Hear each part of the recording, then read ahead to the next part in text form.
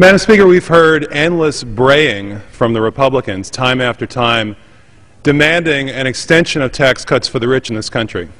They tell us that extending the tax cuts for the rich will somehow create jobs. When we've had these tax cuts for the rich for 9 years, and I haven't noticed a whole lot of jobs being created in the last 9 years. They tell us it will dramatically boost the economy. Well, I haven't noticed that happening for the last 9 years either.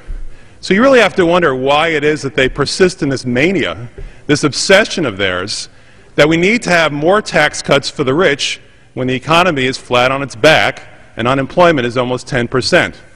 I think I have the answer. The answer turns out to be very simple.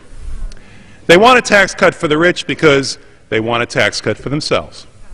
What do I mean by that? Well, let's take a look at the people who are really in charge, the ones who actually run the Republican Party. Let's start with this gentleman here.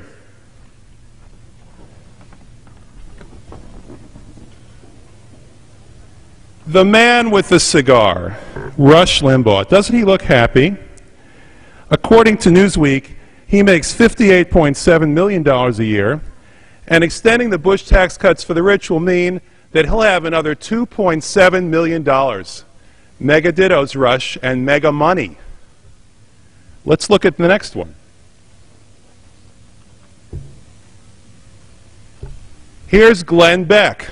According to Newsweek, Glenn Beck makes $33 million a year as a pundit.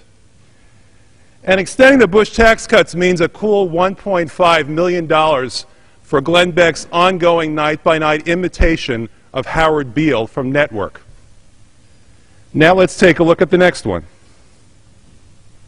Sean Hannity. Newsweek says that Sean Hannity, this man of the people, makes $22 million a year from his act on Fox. And that means that the Bush tax cuts mean an extra $1 million. $1 million for Sean Hannity. Maybe he can go now and afford some anger management classes. Let's take a look at the next one.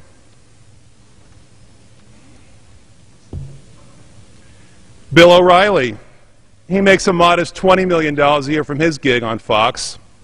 And that means that the Bush tax cuts give him not quite 7 figures, merely $914,000 a year of extra cash. It's easy to see why Bill O'Reilly wants to see the Bush tax cuts extended. And I have to say, he's no pinhead when it comes to that. And now Sarah Palin. Sarah Palin has made $14 million this year from cashing in on her fame. In fact, she has done a better job of turning fame into cash than anyone in American history. $14 million. So she wants the Bush tax cuts extended so that she can make an extra cool $638,000.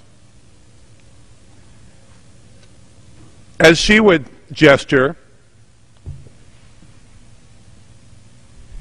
And now on to Newt Gingrich, the man who did such a great job in running America back in the 90s that he wants a second chance in this decade.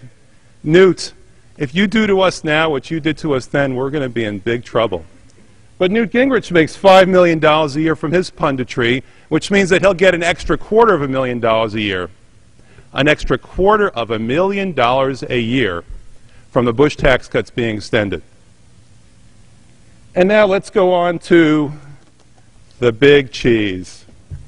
George W. Bush himself, the man who got us into 2 endless wars, the man who brought us to the brink of national bankruptcy, the man who gave us $4 a gallon gasoline.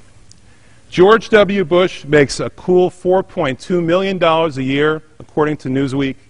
That means that extending the Bush tax cuts for George Bush means an extra $187,000 in his pocket every single year.